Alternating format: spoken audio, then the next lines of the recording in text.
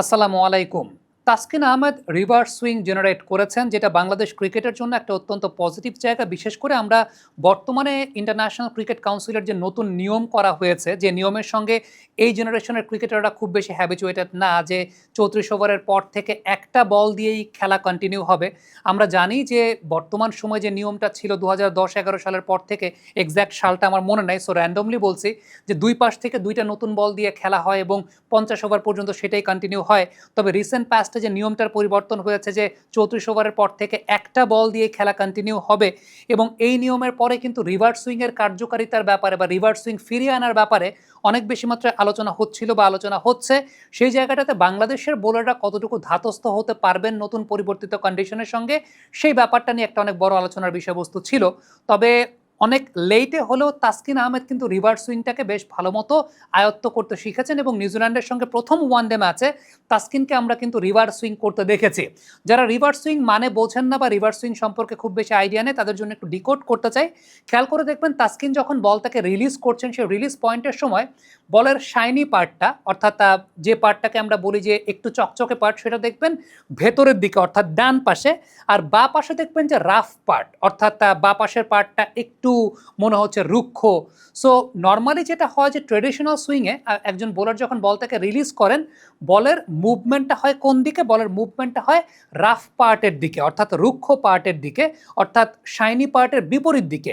কিন্তু reverse swing হচ্ছে সেই ধরনের সুইং যেটা আসলে তার বিপরীতটা, অর্থাৎ বলের মুভমেন্টটা হবে কোথায়? বলের মুভমেন্টটা হবে শাইনের দিকে, অর্থাৎ যে পার্টটা চকচকে সেই পার্টের দিকে। এবং তাসকিন আহমেদ কিন্তু রিভার্স সুইংয়ের মাধ্যমেই তার উইকেটটাকে জেনারেট করেছেন, যেটা আমার কাছে মনে হয় যে অনেক পজিটিভ একটা ব্যাপার। কারণ আমরা এর আগের সিরিজের সময় আলোচনা করছিলাম, অনফিল্ডের পর্দাতে যারা নিয়মিতভাবে বিশ্লেষণ দেখেন তারা জানেন যে বাংলাদেশের বোলাররা কতখানি রিভার্স সুইংকে ধাতস্থ হতে পারবেন, হ্যাবিচুয়েটেড হতে পারবেন, সেটা কিন্তু আগামী দিনগুলোতে বাংলাদেশের বোলারদের সাকসেস রেটের ব্যাপারটাকে অনেকাংশে নির্ধারিত করে দেবে। সো আজকে তাসকিনকে এই ধরনের রিভার্স সুইং করতে দেখে আমার কাছে ব্যক্তিগতভাবে ভালো লেগেছে। কারণটা হচ্ছে বাংলাদেশের এই জেনারেশনের পেস বোলাররা কিন্তু রিভার্স সুইংয়ের ব্যাপারে অতটা বেশি নলেজেবল ছিলেন না। কারণ ডেফিনেটলি আপনি চিন্তা করে দেখেন যে এই ক্রিকেটাররা যে সময়টা বেড়ে উঠেছেন, তখন কিন্তু ডোমেস্টিক ক্রিকেটে কিংবা তাদের বেড়ে ওঠার সময়গুলোতে তারা এরকম দুই পাশ থেকে দুইটা নতুন বল এবং দুই পাশ থেকে দুইটা নতুন বল দিয়ে ৫০ ওভার পর্যন্ত কন্টিনিউ করা, এই পর্যন্তই তার ধাতস্থ ছিলেন। সো তখন কিন্তু রিভার্স সুইং করার ওরকম প্রয়োজনীয়তা ছিল না, বা একটু সেমিনিউ বলে রিভার্স সুইংটা ওইভাবে করাও যায় না। এখন যারা সত্যিকার অর্থে রিভার্স সুইং আর ট্রেডিশনাল সুইংয়ের পার্থক্যটা বুঝতে চান, তাদের জন্য আরেকটু ডিকোড করে পুরো ব্যাপারটা বলছে। নর্মালি সুইং বোলিং বা কোন দিকে সুইং করবে সেটা ডিপেন্ড করে যেটার উপর, সেটা হচ্ছে একজন পেস বোলার যখন বলটাকে ছুড়ছেন, বলের তো দুই পাশে দুইটা পার্ট থাকে, একটা হচ্ছে শাইনি পার্ট এবং একটা হচ্ছে রাফ পার্ট। বলটাকে বাতাসে ছোড়ার পর বাতাসের প্রবাহটা যখন বলের গায়ে আঘাত করে, তখন কিন্তু দুই পাশে দুই ধরনের বায়ু প্রবাহ হয়। আমরা জানি যে পার্টটা শাইনি পার্ট, অর্থাৎ যে পার্টটা চকচকে পার্ট আছে, সেই চকচকে পার্টটার দিকে বাতাসের যে প্রবাহটা আছে, সেই প্রবাহটাকে বলা হয় ল্যামিনার এয়ার ফ্লো, অর্থাৎ সেই জায়গাটায় মসৃণ বায়ু প্রবাহ।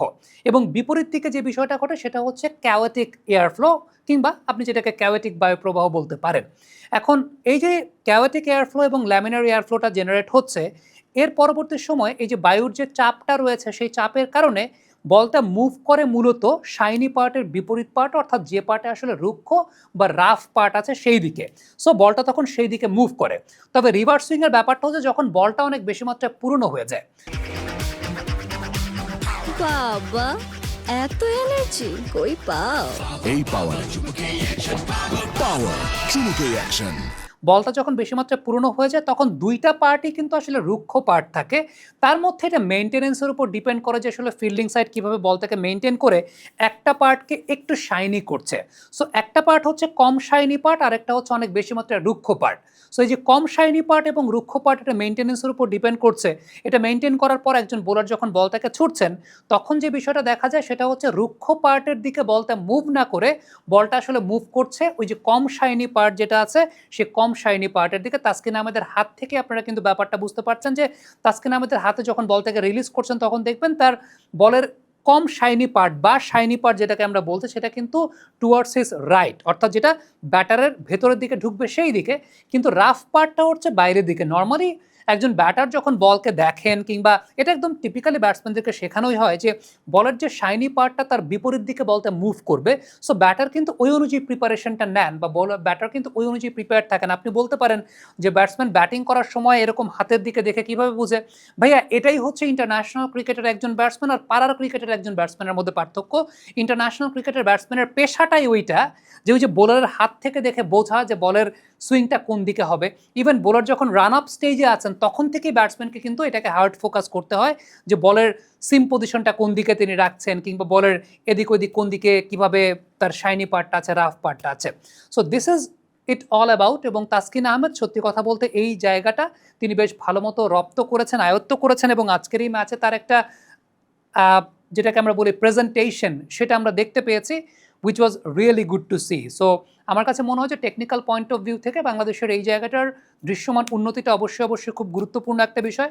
তাসকিন করেছেন, আই উইশ নাহিদ রানা তিনিও হয়তো বা একটা সময় শিখবেন রিভার্স সুইং করানোটা।